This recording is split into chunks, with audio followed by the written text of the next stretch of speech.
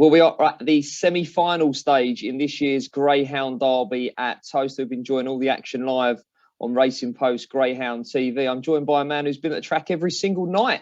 Graham Bocco, his partner, Beverly Lockhead, of course, owns probably the most popular dog left in this year's Derby, Bocco's Belly. How are you, Graham? Very well, thank you.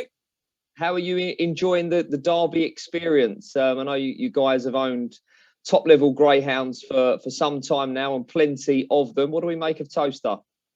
Well, we've really enjoyed the experience. Kevin's been absolutely brilliant to us. We spent every round and even the qualifying rounds up in the box with him, and yeah, we can't fault the place. There's teething problems, what you get with every track, but on a whole, yeah, with our experience, has been brilliant. What do we make of the circuit itself, Graham? Obviously, your Bocco's Belly dog, it's a strong running salt. It's quite a demanding trip, isn't it? Yeah, he stays really well, so we're really happy with that aspect of things. I think the railers have been a little bit disadvantaged. Is that the right word?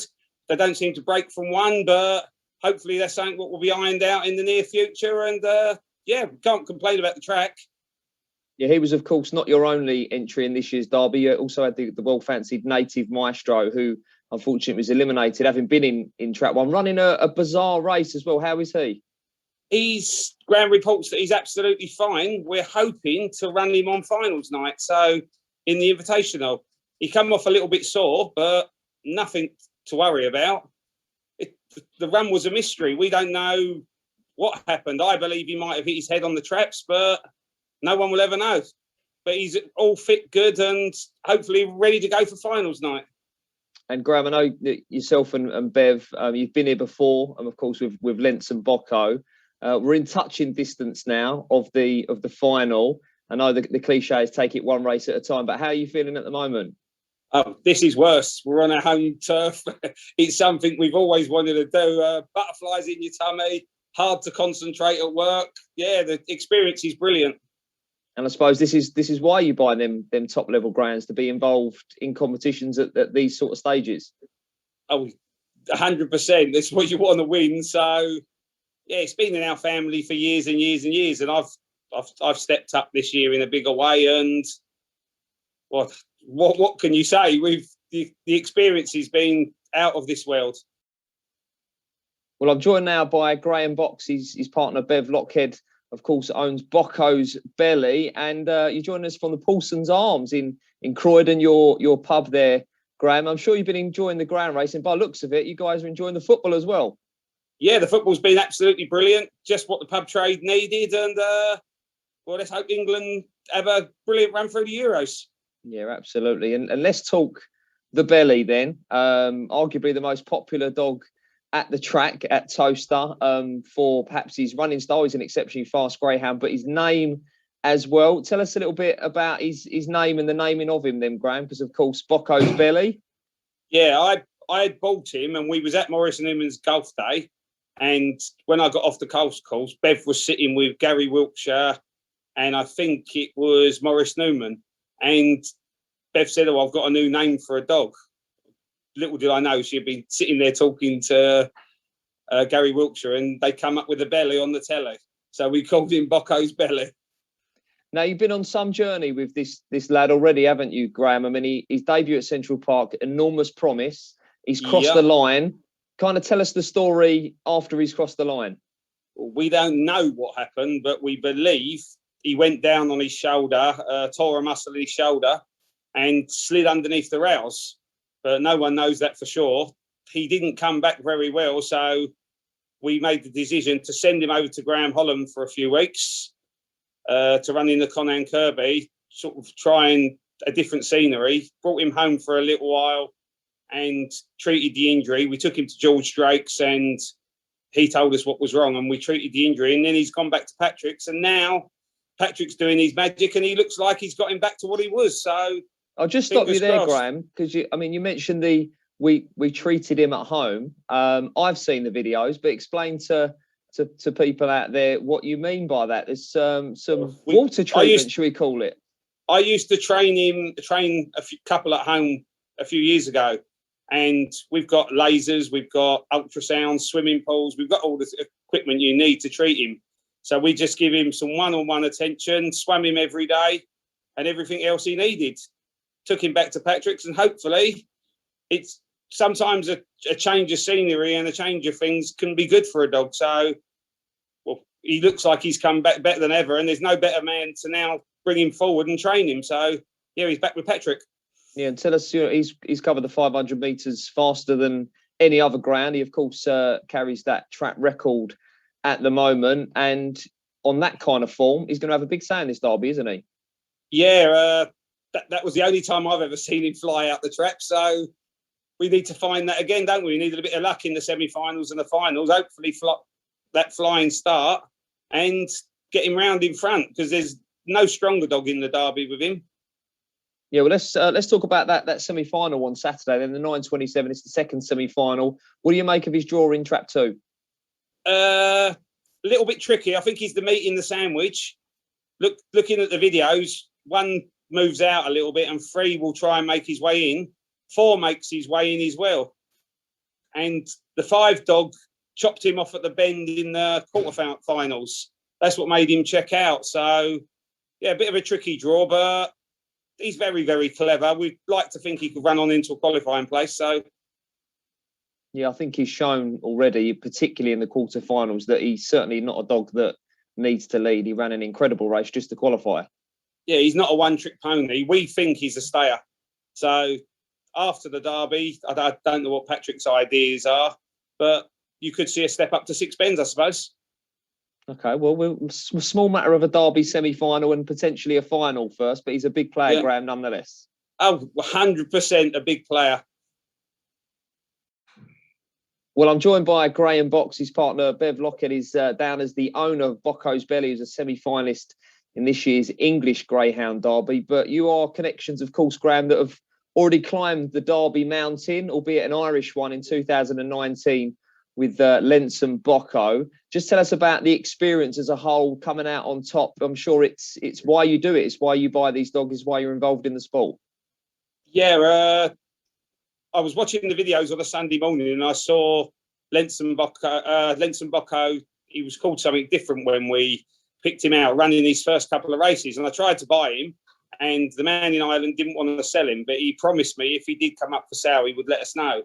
And 10 weeks before the Irish Derby, I got a phone call saying that he decided to sell him and now was the time. So I bought him, and then Austin Wheeland and Lenny Ponder said they wanted to come in for him. So we formed a syndicate and the 3 of us went on it. And we never expected such a young dog to come forward so much so quickly. Yeah, he was a brilliant winner of the 2019 Irish Derby. Did that give you a taste for more, Graham? You know, it's what you're striving to do. You've done it, and you want more. Yeah, we want to win the English Derby now. It's on our home territory, but you never know what the feeling was like. You can't explain it. Every single round was in the 3rd round. He got beat. He come 3rd, and Kill Madonna and one of the other dogs put him in his place, and we thought, oh, he's been put in his place now. And then in the next round, he flew out and thrashed them all again, and then went on to be unbeaten through the rest of the tournament. I can't explain the feeling. It was surreal, out of this world. And yeah, we want the same in the English Derby now. We've got a taste of it. Yeah, and he, of course, came out of retirement as one of these stories of the Derby. Brilliant first-round winner. Unfortunately, he fell in the 2nd round. How is he? Yeah, he's absolutely fine. He's mated a couple of bitches back in Ireland since. Graham reports he's in great form. Yeah, it was my idea to bring him back out of retirement. He'd served about 20 bitches, and sometimes there's a little bit of a lull now till the pups get onto the track. So I said it would be great publicity to Graham. So Graham said, I'll give him a little bit of work at home and we see how he does. And he gave him a bit of work at home and he was flying down his gallop. And when he trialled him at Toaster and he done, I think it was 29.40 something, we couldn't believe it. So, yeah, we paid our money and took our chance. And he was very unlucky in the race. He got knocked over. He was just about to turn in front. The dog went straight on and clipped his back leg. So you'll never know how far he would have got. But, yeah, he's absolutely fine now. And he's back into retirement and enjoying it. So Yeah, I'm sure he'll see a lady or two as well. And I know that Graham and Nicky think the world of him, and I think he'll see out his days with them, won't he? Oh, with 100%, he's there for the rest of his life. Graham won't let anything happen to the dog, so he's looked after like royalty. That's where he'll stay for the rest of his life there at stud. And if he goes on to make it, he makes it. And if he doesn't, he's going to have a lovely retirement. Well, here at RPG TV, we're expanding our coverage of the Irish Greyhound racing. Very much looking forward to all the action coming up. And one of the competitions we'll be covering in the coming weeks is the Conker Cullen, which is, of course, the big staying competition at Shelbourne Park over the 750 yards. And I've been talking to Graham Box, all things Bocco's Belly. But you've got a runner in that competition as well, Graham, haven't you? And a very exciting one as well. Yep, we've got Bocco's Brandy. She was called Silver Hill Karen. I noticed her running one of her early races. Graham Holland trained her. And so I spoke to Graham to find out if she'd be for sale. So, yeah, Graham done the deal for us. We think she's going to be a marathon bitch in the racing. So we've always looked for a stayer to run over in England. So the plan is for her to run in the Corcullen out in Ireland and then to come over to Patrick and have hopefully a successful stand career in England. Well, very encouraging effort in behind Battle Cry. A little bit tangled up early on, but once she got clear, she really knuckled down to the task, and very, very encouraging effort. Yeah, she's still a little bit green. She's only very young and was turning second, and a couple of dogs interfered with her and knocked her back to fourth. But she stayed on really, really well. Battle Cry, if you look back at his form, had a 28.06 trial at Shelbourne in preparation for the tournament. So it's got plenty of early. She's done really, really well to run it down to a length. So we're in the same heat next week. If she gets a clear run, fingers crossed, we'd like to think she'd pick it up.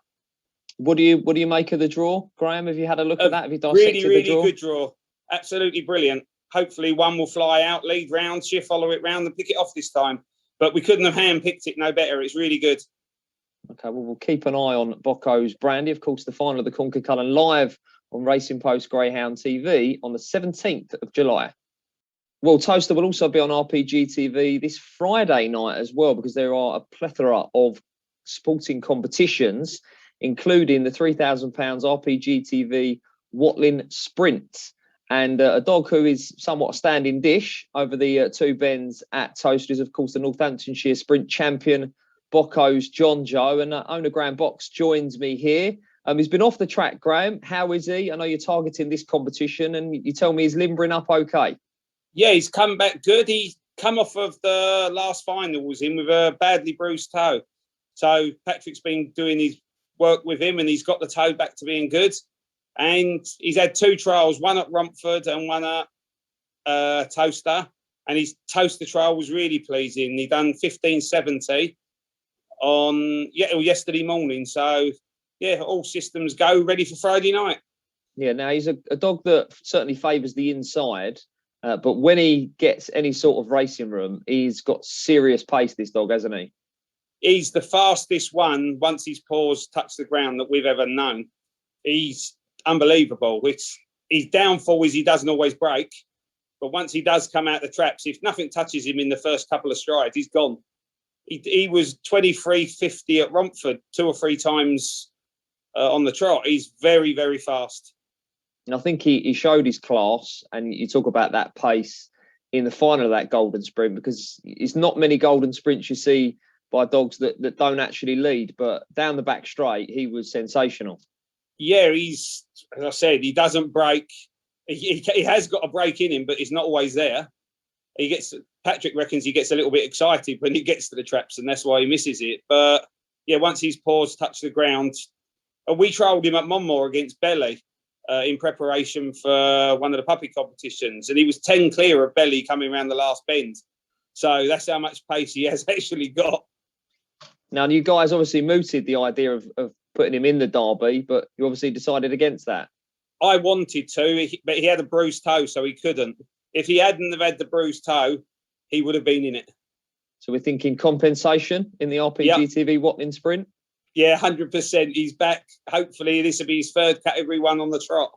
Or Category 2, this one. It'll be his third competition on the trot, so that's what we're hoping for. a big couple of weeks ahead for you guys. Hopefully, semi-final on Saturday night, but of course, Bocco's John Joe returning to the track on Friday night as well.